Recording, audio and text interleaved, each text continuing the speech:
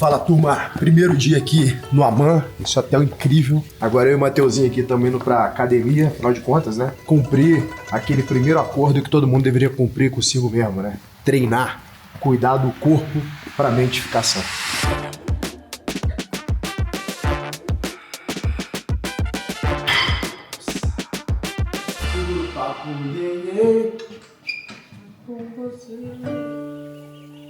Turma, o Aman Dayan é um dos hotéis da Rede Aman, e a Rede Aman, ela vende muito mais do que hotelaria. Ela vende, na verdade, história viva. Por exemplo, essa unidade aqui, ela tá sobre a Old Town de Lijiang, que é um patrimônio mundial da Unesco. Eu já fiquei em alguns outros, por exemplo, o que eu fiquei na Indonésia, ele também tá ali em Ubud, onde tem aquele campo de arroz, que é outro patrimônio mundial da Unesco. Então, o Aman, ele oferece uma experiência. Não é sobre hotelaria, é sobre silêncio, é sobre contemplação, é sobre evolução cultural.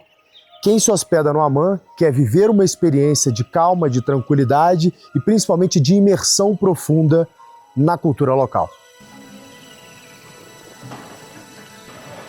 O que a gente está fazendo aqui agora, a gente está pelos pátios aqui do hotel e a gente vai no templo que existe aqui dentro. É um templo que tem mais de 300 anos de história. É um templo que tem uma mistura de taoísmo com budismo, com confucionismo e a religião do povo Nak, que aqui vive, que é chamado Dogba. Eu estava pesquisando sobre essa religião, é super interessante porque o Dogba, que é a religião do povo Nak, ele prega a integração do homem com o todo. Então, para o povo Nak, essa planta está viva, o ar está vivo, a montanha está viva, e você não usa a terra, mas sim pede licença para se integrar à terra, né? Sobre respirar, sobre estar conectado com tudo e sobre principalmente se integrar, viver em harmonia com o mundo.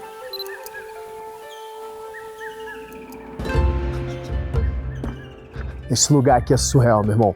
A vibe, tem uma musiquinha tradicional tocando aqui com aqueles tambores, né? Especificamente esse prédio tem mais de 300 anos, Matheus. Mais de 300 anos. E ali dentro, no teto, tem o símbolo do taoísmo, que é o Yin Yang. Bom, esse símbolo que vocês estão vendo é o Yin Yang. Pode ver que dentro da parte branca tem um ponto preto e dentro da parte preta tem um ponto branco. O Yin Yang significa o eterno equilíbrio do mundo. O bem e o mal, a noite e o dia, o caos e a ordem, a criatividade e a escala. E essa é uma das grandes lições que eu tirei do taoísmo, que eu aplico nos meus negócios e que eu acho que você pode aplicar no seu. Todo negócio é formado de ciclos de caos e ordem. Então vão ter momentos que você precisa aplicar mais caos no teu negócio, inovar, reinventar, e vão ter momentos que você precisa aplicar mais ordem. Porque quem aplica caos demais tende à desordem, ou seja, não consegue escalar nada, não consegue implementar nada, está sempre criando algo novo, nunca sai do lugar. E quem aplica ordem demais cai no ostracismo. Está sempre fazendo a mesma coisa, tendo pequenas melhorias incrementais até que chega uma startup, chega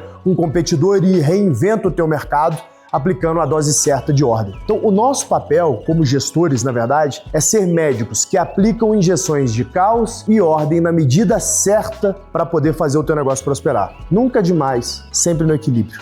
E o taoísmo lembra a gente disso.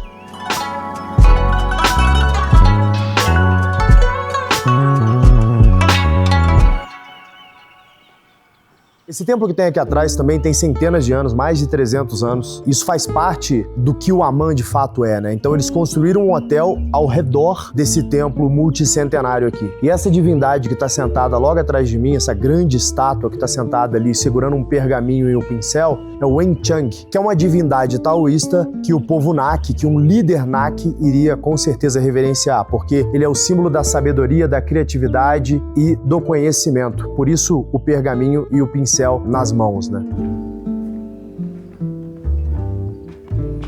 Esse cilindro de bambu que eu acabei de pesquisar aqui, ó, é um ritual de adivinhação taoísta, né? Chamado Caotin, também conhecido como oráculo das varetas, né? Esse é um método super antigo aqui asiático de adivinhação, que basicamente você segura o cilindro de bambu, né, que é o Qiantong. Cada vareta dentro dele vai ter um número e às vezes um ideograma gravado, né? Aí o que a turma faz é se ajoelha diante da divindade, faz uma pergunta sobre vida, trabalho, dinheiro, enfim, uma série de coisas, mentaliza essa pergunta, sacode o cilindro levemente até que caia uma vareta. Cada vareta que cai vai ter um número, né? E tem uma interpretação que vai de 1 a 100. Aí você pega esse número, essa interpretação e vê o que é a resposta pra tua vida, né? Vamos fazer esse negócio aqui? Só que eu não vou ajoelhar diante de divindade, que eu sou católico, mas eu posso fazer a brincadeira da vareta aqui, ó. Vamos ver. Eita, meu caralho. Caiu muita vareta. Vou escolher essa aqui, ó. A vareta que você tirou é o caractere 89 em chinês, Bashi Jiu. O número 89 é considerado um sinal de mudança inevitável e bênção após o caos. Nos templos ligados ao Wing Chun, que é onde a gente está, o 89 costuma ser associado à seguinte mensagem simbólica, com a tradução adaptada para os versos tradicionais. Os ventos sopram fortes e a travessia é difícil, mas a terra firme está próxima. O sábio não teme o caos, pois sabe que a ordem nasce dele. A gente acabou de falar disso, do taoísmo, né? Pra você ver. E aí, se a gente fosse fazer uma interpretação aqui, né? O ChatGPT tá falando, ó. O 89 é um guia pra transição. Ele aparece em momentos em que a mente tenta controlar o fluxo da vida. E o universo responde lembrando que a sabedoria está em permitir o curso natural das transformações. É um oráculo de resiliência e discernimento, indicando que a estabilidade virá não pela força, mas pela clareza intelectual e serenidade moral. Bacana, hein?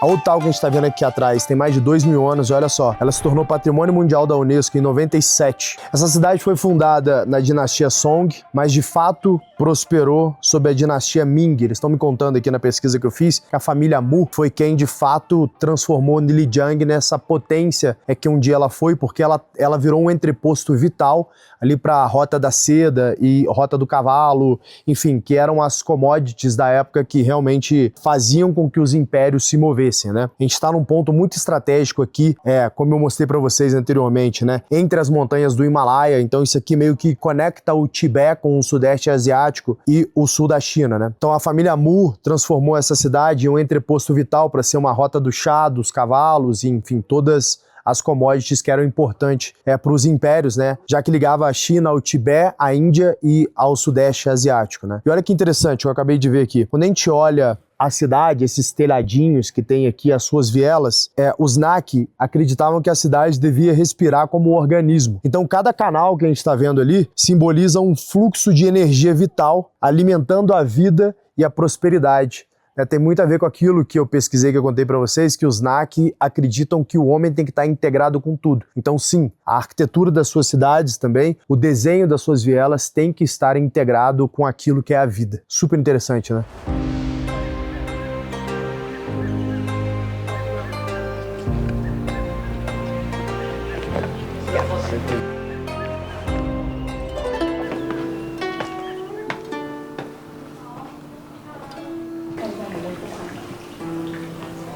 Can we drink a tea here? Yes. Estamos autorizados a tomar um chá. Qual é, Mateuzinho? Olha a esteira, mané. Que isso, mané? Será que eu vou quebrar essa subida por quê? Tô só fazendo exercício aqui, pai, ó. Como é que é? Ao invés de você fumar toma um chá, anda e toma um chá. Anda e toma um chá. Ó, tomar um chá e fazer um exercício. Bem, amigos do canal, estamos aqui diretamente de Lijiang, fazendo um exercício na minha esteira, antes de tomar um chá. Nossa, lindo. Turma, estava pesquisando aqui sobre o ritual do chá chinês, que é algo bem importante da cultura chinesa, né? Eles chamam o ritual de chá de Sha Dao, que significa o caminho do chá. A pesquisa aqui está dizendo que é uma síntese da filosofia, da estética e da espiritualidade chinesa. E não é só preparar uma bebida, mas sim disciplinar o espírito e cultivar presença, né? Ele diz que no coração do ritual taoísta está a harmonia entre o homem e a natureza, e o chá é o veículo que liga o indivíduo ao todo. E olha só o simbolismo, cara, em cima de cada etapa. A etapa da fervura da água significa a purificação da mente e a preparação para a presença plena. Na etapa de despertar as folhas, simboliza a importância do cuidado com o potencial, uma metáfora para a liderança, né, se a gente for pensar assim. Servir o chá é uma expressão de respeito, lealdade e harmonia, e por fim degustar é um momento de silêncio contemplativo, é quando o pensamento cede lugar à percepção. Afinal de contas, a meditação, ela usa a respiração, por exemplo, para te colocar presente, né? Dizem que quem vive no futuro vive ansioso, quem vive no passado pode viver depressivo ou pode viver saudoso demais, e o mais difícil é viver no presente, né? E a gente nunca pode esquecer que o que a gente faz hoje no presente é o que vai nos conduzir àquele futuro que a gente deseja, né? Eu acho que aí fica esse insight para vocês, né? O que vocês estão fazendo hoje com a vida de vocês, com a empresa de vocês, com o trabalho de vocês, que vai levar vocês mais próximo daquele futuro que você queria quando você fez o pedido lá na virada do ano, né? Não adianta de nada a gente ficar só desejando algo, pedindo a Deus, se Deus nos dá o livre-arbítrio para que a gente faça aquilo que a gente precisa fazer para chegar próximo desse futuro que a gente está pedindo a Ele. Ni hao.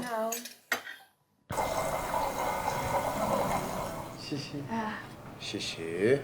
Pai, não é? Aí o chá é muito bom, mano. Muito bom mesmo, gostoso. Gostosinho. Cara, é bem diferente o negócio.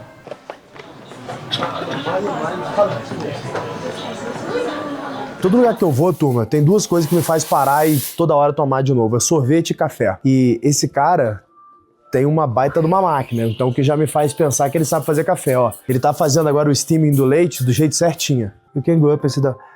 I'll stay here. Eu vou ficar aqui mesmo. Okay. Ela não fala inglês mesmo? Então dá na mesmo. Deixa eu pedir ele pra eu fazer o coração. Ah, já. Eu? Salve.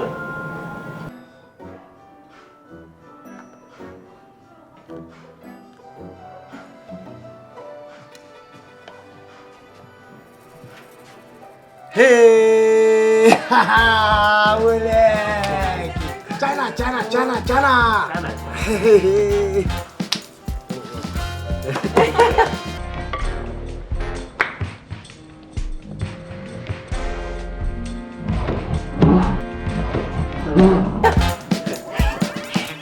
Ni hao. A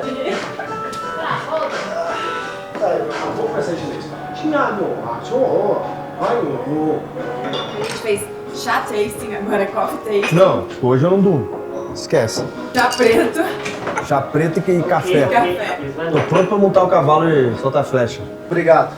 Bye bye. Bye bye.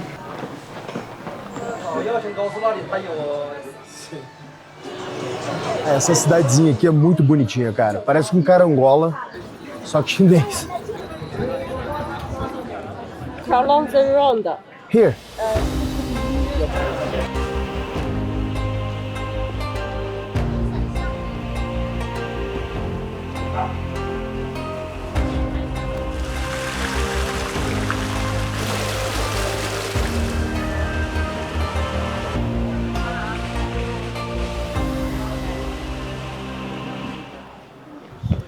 Estamos chegando aqui agora no Mu Fu Mansion, que era a casa da família Mu, que é o que os Médicis foram para Florença, é o que a família Mu foi aqui para a região de Lijiang. Esse palácio foi completamente destruído depois das guerras, mas reconstruído na década de 90, seguindo fielmente o que verdadeiramente era. Uma olhada?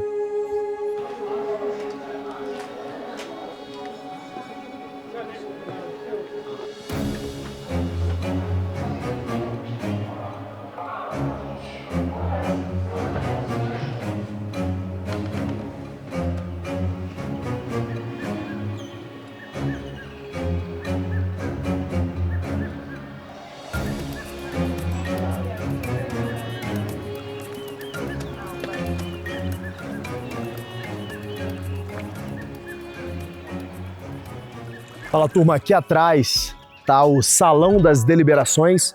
É isso que tá escrito ali em cima, né? E aí embaixo tem um dizer que eu mandei traduzir aqui, ó, tá escrito servir a pátria com sinceridade de coração, né? É uma frase confucionista, então, que exalta lealdade, razão e serviço, né? Vamos dar uma olhada?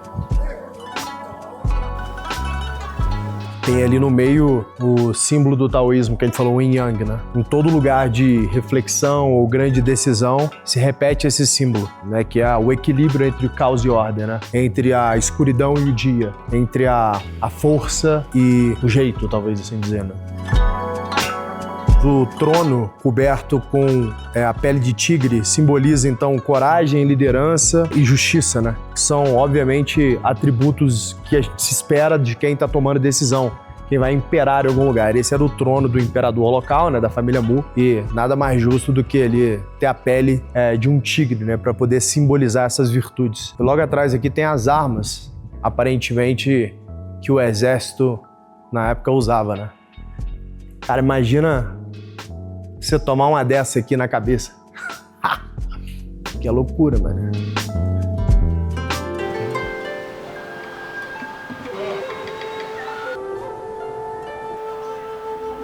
Sempre quando eu tô nesses lugares, eu gosto de pesquisar a história para entender, cara, o que realmente acontecia aqui, ó, nesse chão, né? E exatamente aqui onde a gente tá pisando era a sede de uma dinastia que durou mais de 500 anos. Em uma era onde tudo é descartável, onde tudo que a gente quer construir rápido, onde a gente tem pressa, não pensa em legado, só em resultados imediatos, está em contato com o que verdadeiramente durou centenas de anos. A idade do Brasil foi o que durou essa dinastia Mu aqui. Para mim é uma grande lição como líder, né? Para entender que o que se perpetua valor ao longo prazo, de fato é o cuidado com os detalhes, né? Principalmente a lealdade com as virtudes certas, né? Com a coragem, com a justiça, com a magnanimidade, com a caridade, que são virtudes que eu tento trazer para minha vida, que eu me policio para sempre exercer e que eu acho que você que está me assistindo aqui nesse canal deveria também exercer. Todo o resto que tentam pregar na nossa cabeça, todo o relativismo moral, tudo aquilo que a turma fala, não é bem assim, pode ser assado, esquece, turma. A busca verdadeira de um homem virtuoso é a busca pela verdade. Eu, como cristão, acredito que a verdade está em Jesus Cristo, está presente há 2000 anos em um livro que eu tento seguir, que é a Bíblia, mas de qualquer forma, ninguém, por mais que você não seja cristão, você tem que concordar comigo que não tem nada de mal em ser um homem justo, em ser um homem corajoso, em ser um homem magnânimo, em ser um homem caridoso, né? Então, por que não tentar buscar isso para dentro da sua vida? Essas dinastias aqui duraram centenas de anos buscando sempre viver essas virtudes. E estar aqui nesse lugar hoje me inspira a ser um líder que foca em longo prazo. E aquele líder que foca em longo prazo, ou seja, ele abre mão dos resultados de curto prazo em prol de algo que vai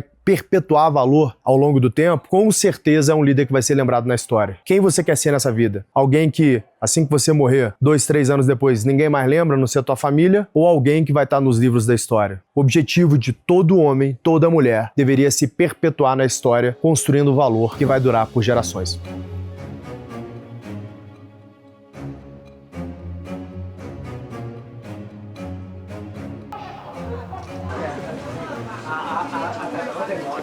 Achei o caldo de cana original, enfim. Caldo de cana é pastel de flango? Flango. Ice. É, pastel de flango? Tem pastel de flango? Não. Então vai ser só o caldo de cana mesmo, sem o pastel de flango. Caldo de cana original. Só ficou faltando o pastel de flango, né?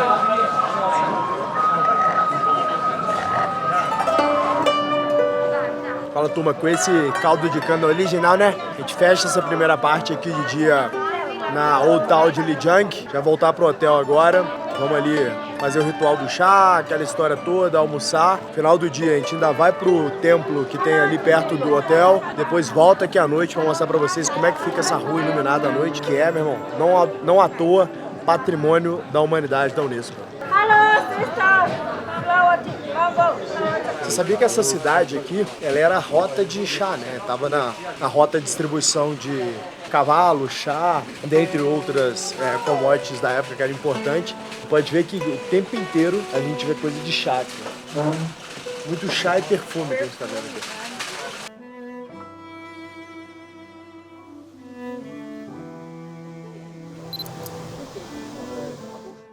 Eu adoro esses talheres de cobre. Acho muito chique.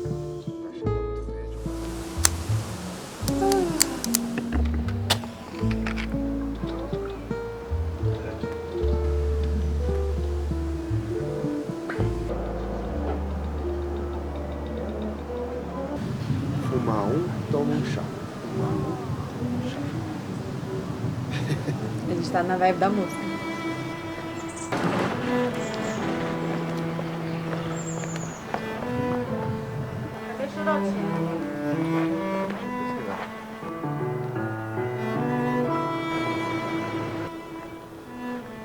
Fala, turma, chegando aqui na última parada do dia. Esse templo espetacular que vocês estão vendo atrás de mim aqui é um templo construído no século XVI que reúne as 4 grandes crenças aqui da região de Lijiang. que é o budismo Han, tibetano, o taoísmo e o Dongba, que é a religião ancestral do povo Naki que vive aqui até hoje. E esse templo traz pra gente uma grande lição de coexistência. Em tempos onde a gente aí no Brasil fica discutindo entre esquerda e direita, fascismo, esquerdismo e não consegue coexistir pensando em uma nação, pensando no Brasil como de fato deveria ser pensado, o futuro dos brasileiros e não o ego de governantes e de pessoas que vivem em polos extremos da discussão, aqui, há mais de 500 anos, culturas distintas, religiões distintas, crenças distintas coexistem em paz, pensando na longevidade da região.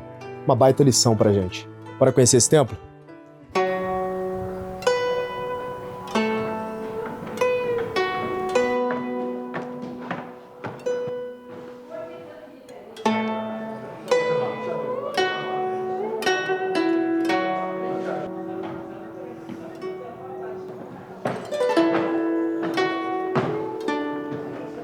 Olha, lá no fundo, o único lugar que tem nuvem aqui na região é a Jade Dragon, que é um glacial. Tem lá que são aquelas geleiras que nunca derretem, né, milenares, que tá a mais de 6 mil metros de altura. Achei que a gente ia subir lá, mas acabou que é um rolê de bondinho, não é um rolê tão bacana. E do jeito que tá ali, tá até perigoso de estar lá, né? Tem uma camada muito forte desde ontem ali, não saiu.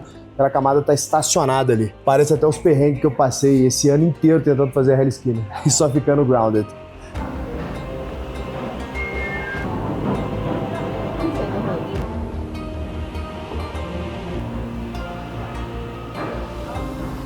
Olha esse carro robô, ele é um carro da polícia, cara.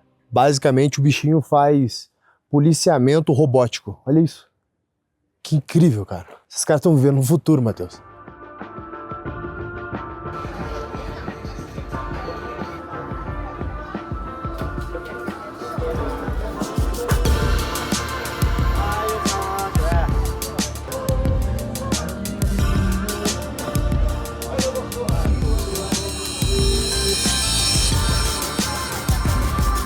Caralho, tem muito café diferente aqui, mano. Olha a coloração desse café. Ele tem um sabor de nuts com berries. E ele é forte, é bom pra espresso.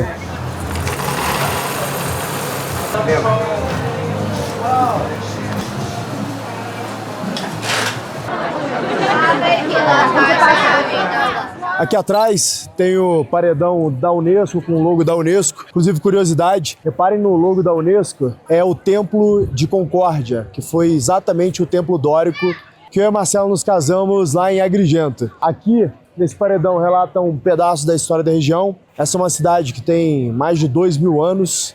E é incrível como que à noite essa cidade ganha vida e gente, né? Tem gente infinita, que é uma terça-feira comum à noite, o que me faz pensar que, imagina esse negócio nas férias, né? Deve dar pra andar. Tudo na China é superlativo, né? Você tá falando de 1 bilhão de pessoas, então tudo, obviamente, é muita gente, né? Bacana demais, né? Espero que vocês tenham gostado de um pouco da cultura chinesa aqui na divisa com o Tibete, as sombras do Himalaia. Esse canal aqui pretende te dar insights de negócio, mas também te mostrar cultura.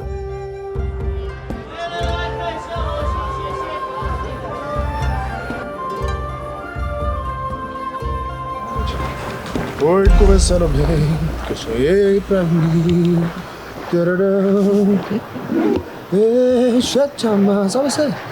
Faz de conta que eu sou o primeiro. Eu sou romântico, tá? Muito bom.